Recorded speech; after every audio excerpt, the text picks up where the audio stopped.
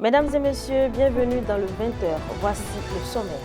Audience au CES, rencontre entre le président du CES et le ministre de la Santé. La situation des dialysés était au cœur des échanges. Le compte-rendu dans un instant. Dans 6 mois environ, les électeurs béninois seront appelés à désigner les élus communaux, municipaux et parlementaires. L'ancien président de la Cour constitutionnelle répond à la préoccupation que se posent certains, à savoir si l'insécurité au Nord Bénin peut être un motif de report de ces échéances électorales. Pour finir, le boxeur franco-béninois Juliano Anago est arrivé hier au Bénin. Pour un séjour de 12 jours, il entend lancer plusieurs projets sportifs sur sa terre natale. Les premières impressions dans ce journal, c'est tout pour le sommaire.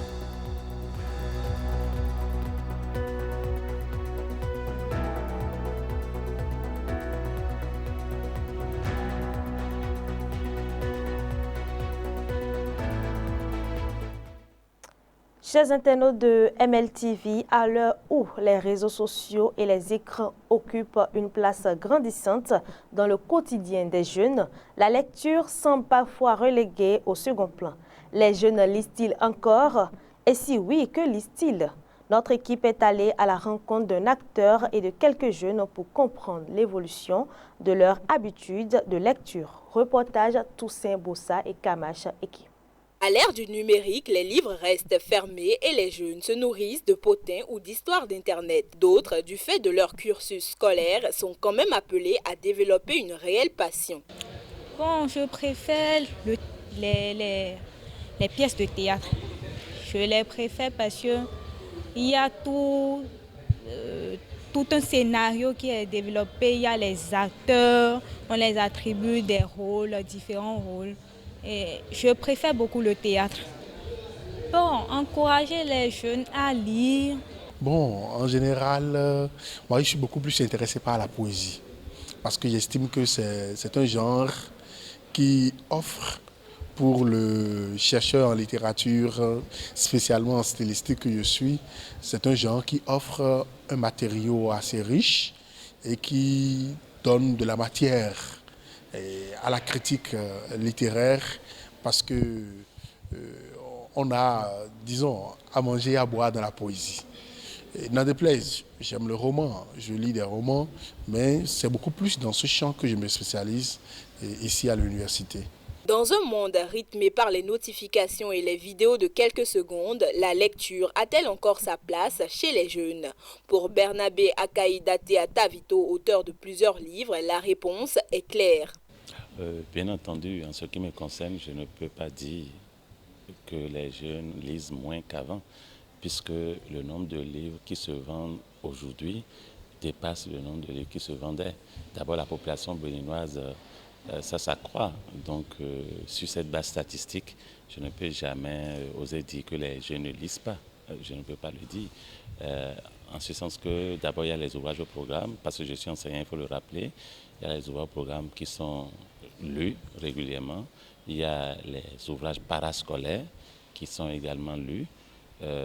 Mais si la question est posée de savoir que les jeunes ne lisent-ils pas moins aujourd'hui qu'avant, c'est sans doute parce qu'il y a la profusion, la prolifération des moyens, des gadgets, de la communication, des portables, des iPads et autres et cette prolifération, ça fait qu'on a l'illusion que les jeunes ne lisent plus du tout. Les jeunes lisent, mais ils ont la possibilité aujourd'hui d'avoir d'autres loisirs. Avant, il n'y en avait pas beaucoup. Les enfants lisent. Maintenant, le problème, c'est qu'il faut encourager les parents à exhorter les enfants à lire davantage. Si les jeunes tournent moins de pages, ils ne les abandonnent pas pour autant. Les romans roses trouvent toujours leur public. Encourager la lecture chez les jeunes, c'est grandir avec eux en créant cette passion pour qu'elle devienne un réflexe. Pour les années à venir, notre auteur donne de précieux conseils aux parents. Donc ce que je recommande, c'est que les parents qui veulent que leurs enfants lisent demain, il faut que ces parents-là installent les commodités de la lecture autour de l'enfant, c'est-à-dire quoi, offrir régulièrement des livres à l'enfant, que ce soit son anniversaire ou une occasion où le père ou la mère est content de son enfant, on essaie de chercher un petit livre. Et si c'est des enfants, souvent c'est les BD, hein, les enfants c'est les BD. Ensuite, à part les BD, il faut grandir un peu, il faut aller vers la littérature de jeunesse, et petit à petit monter, et puis aller vers les essais pour que l'enfant maîtrise les questions existentielles. Parce qu'on ne va pas recommander le roman à tout moment, il faut que l'enfant arrive à réfléchir, il faut que l'enfant arrive à méditer, il faut que l'enfant soit inquiété, il faut que l'enfant cherche à résoudre les problèmes de l'existence humaine à travers les sciences. Loin d'être obsolète, le livre évolue avec son époque. Et même s'il doit parfois céder la place à un écran, il continue à ouvrir des mondes et à faire rêver, surtout les plus curieux. Et dans le milieu scolaire et universitaire au Bénin, plusieurs initiatives comme la Semaine du livre, la Caravane du livre et bien d'autres donnent une nouvelle façon de voir la lecture à la jeunesse. Le président du Conseil économique et social, Conrad Gbagidi, a reçu en audience hier jeudi 12 juin 2025 le ministre de la Santé, Benjamin Nkpati. La rencontre qui s'est tenue au cabinet du président du CES a porté sur les grandes réformes engagées dans le secteur de la santé au Bénin, ainsi que sur les perspectives de collaboration entre les deux institutions dans la vulgarisation des textes de loi récemment adoptés. Le compte-rendu avec Toussaint Bossa et Sabine Kipade. Nous avons eu cet échange cet après-midi qui a porté évidemment sur les défis liés à la santé au niveau de notre pays. Le président et moi, nous avons échangé sur certaines thématiques précises, notamment les réformes qui sont intervenues dans le secteur, qui ont impacté les populations, et plus spécifiquement sur la question des dialysés, notamment sur lesquelles le Conseil économique et social est sollicité. Et j'ai pu faire part au président des réformes qui sont intervenues dans ce secteur sensible par rapport à ces patients spécifiques, mais également faire part également des avancées notables que nous avons connues au niveau de la qualité des soins, au niveau de ces patients, mais également des perspectives, notamment en termes d'offres bientôt de soins de greffe pour ces patients, notamment au niveau du CHIC d'ici quelques mois, voire quelques années. Justement, en parlant des dialysés, je faisais part au président du fait que les médicaments de mauvaise qualité et les médicaments falsifiés contribuaient grandement justement à ce que le nombre de dialysés augmente. Et nous avons également estimé qu'il était très important que cette loi portant sur les actifs pharmaceutiques soit vulgarisée. Nous avons pu discuter longuement autour de la loi sur la santé sexuelle et reproductive, qui a fait beaucoup de débats, qui a fait beaucoup d'encre, et ainsi que de la loi sur les violences basées sur le genre. Ces deux lois qui ne sont pas loin l'un de l'autre doivent pouvoir être vulgarisées auprès des populations qui doivent connaître les tenants et les aboutissants et savoir exactement ce que ça apporte aujourd'hui à leur quotidien en termes de plus, en termes de droits de la femme, en termes de réduction de la mortalité maternelle et néonatale. En dehors de ça, nous avons pour la première fois eu la loi portant protection de la santé des personnes en République du Bénin, une loi phare qui aujourd'hui est le socle sur lequel l'ensemble du système de santé est bâti. Nous avons également l'hygiène publique qui est un sujet très important qui concerne particulièrement, qui intéresse particulièrement le président, et dont une loi a été votée également et dont les décrets d'application, notamment sur les systèmes funéraires, ont été également déjà pris, et qui pourrait également faire l'objet de vulgarisation par le Conseil économique et social. Le Bénin est en proie depuis quelques mois à de violentes attaques djihadistes dans la partie septentrionale de son territoire. Cette malheureuse situation ne laisse pas indifférentes populations et autorités à divers niveaux. Dans 10 mois environ, les électeurs béninois seront appelés à désigner les élus communaux, municipaux et parlementaires. La question que certains se posent est de savoir si l'insécurité au Nord Bénin peut être un motif de report de ces échéances électorales. Voici ce qu'en dit l'ancien président de la Cour constitutionnelle, Théodore Rollo. L'insécurité concerne une zone déterminée. Vous savez, depuis quand le djihadisme sévit au Mali, ça va depuis plus de 7 ans. Si on doit attendre que la sécurité soit rétablie, on ne fera pas des élections peut-être dans 10 ans. On évoquera toute cette question d'insécurité. Quel est le pays où il n'y a pas d'insécurité? Il y a des degrés d'insécurité. Je ne pense pas qu'on puisse dire, parce qu'il y a insécurité, il n'y aura pas d'élection. Même quand vous êtes au pouvoir, vous ne pouvez pas dire, il y a insécurité, je vais rester au pouvoir. Vous devez prendre les mesures pour créer les conditions de sécurité afin que les élections aient lieu à terme échu. L'intégrité territoriale est menacée. Nous avons des forces de défense pour garantir cela. Vous prenez un pays comme la France, qui est un pays apparemment sûr. Que vous entendez de temps en temps parler des insécurités, des attentats qui se font. Est-ce que cela empêche les gens d'aller travailler? On prend des mesures pour garantir la sécurité des gens, pour réduire l'insécurité. On y travaille. Et s'il y a un consensus à ce niveau, il ne devrait pas avoir de problème, à mon avis. La preuve, en 2018, il y a eu des élections au Cameroun, malgré la guerre qu'il y a dans l'extrême nord, malgré la guerre qu'il y avait dans le nord-ouest, malgré la guerre qu'il y avait également au sud-ouest. Et actuellement, on prépare l'élection présidentielle qui est censée avoir lieu au mois d'octobre. Et je n'ai pas encore entendu dire que les élections ne pourront pas avoir lieu. Pour une meilleure participation des populations à ces joutes électorales, l'expert en relations internationales appelle les gouvernants actuels à prendre toutes les dispositions nécessaires pour la réussite du scrutin. Il faut donc prendre des dispositions pour que le vote soit sécurisé dans ces zones. Vous avez vu qu'il y a eu le tour cycliste au Bénin, que je vois que cela a commencé à Niki, oui, au nord. Il n'y a pas eu d'incident.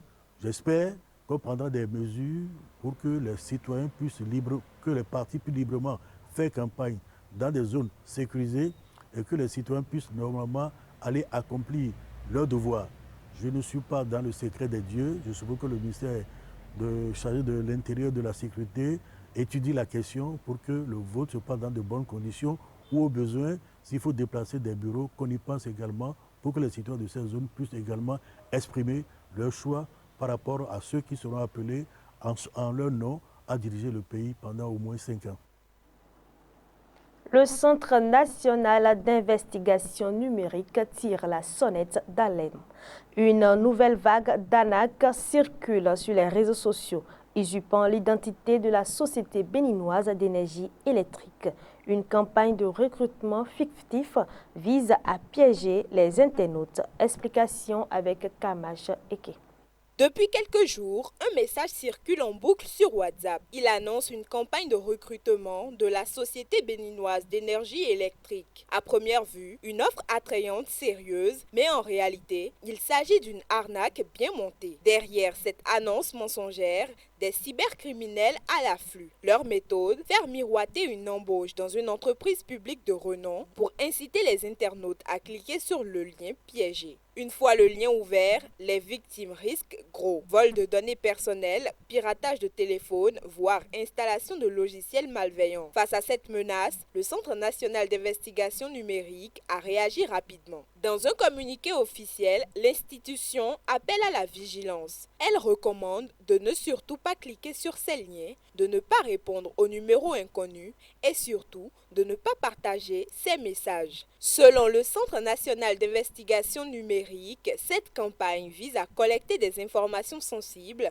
ou à compromettre les appareils des internautes. Une manœuvre classique d'hameçonnage, mais toujours aussi efficace. Cette nouvelle situation rappelle combien il est crucial de rester vigilant en ligne, car derrière des offres trop belles pour être vraies se cachent souvent des intentions malveillantes.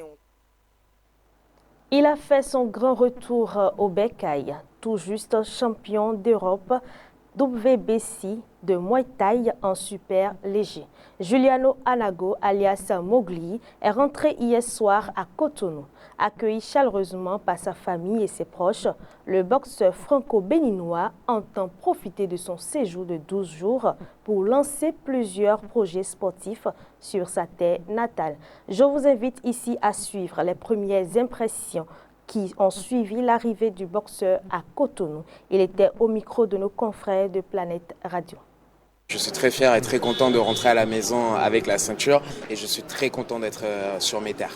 Très content, le voyage s'est très bien passé et voilà, maintenant c'est parti pour un séjour très mouvementé où je vais avoir beaucoup de choses à faire, mais de bonnes choses à faire, voilà, beaucoup de rencontres. On va essayer de mettre en place un maximum de choses sur ce petit séjour. Voilà, ça va être court, mais je vais en faire un maximum pour que les choses puissent rapidement se mettre en place. Les projets, l'envie de mettre en place des choses, l'envie de continuer à accroître ce lien entre le Bénin et la France, l'envie de retourner sur mes terres et de mettre en place des projets sur mes terres et de développer mon pays. Toutes ces choses-là m'ont poussé aujourd'hui à venir aujourd'hui de nouveau et à mettre un maximum de choses en place. Son arrivée à Cotonou intervient quelques semaines seulement après son sacrifice au Portugais Diego Martins lors de la DTMS Fine Night à Couzes. Juliano Anago revient non seulement auréolé d'un titre prestigieux, mais surtout animé d'une volonté ferme de poser les bases d'un développement structuré de Muay Thai au Bénin. Suivons ensemble. Il y en a beaucoup, mais pour faire simple, on va dire tout simplement créer une fédération Muay Thai un peu plus solide à Cotonou et pourquoi pas bien sûr dans l'éventualité mettre en place des galas et dans un troisième temps également ouvrir une salle qui sera en collaboration avec le ministère des Sports ainsi que le fils du président Lionel. J'ai beaucoup de contacts, j'ai beaucoup de monde à voir et je suis prêt à rencontrer tous ces gens. Dans le monde des arts martiaux, dans le monde des sports, au sein du gouvernement également parce que c'est grâce à eux aussi que les choses vont se faire. Donc les contacts ils sont nombreux et s'il faut on va aller chercher tout le monde. On va rassembler le plus de monde possible. C'est la fin de ce journal. Merci de nous avoir suivis. N'oubliez pas de prendre le rendez-vous en vous abonnant et appuyez la cloche de notification pour ne rien rater de nos prochaines informations.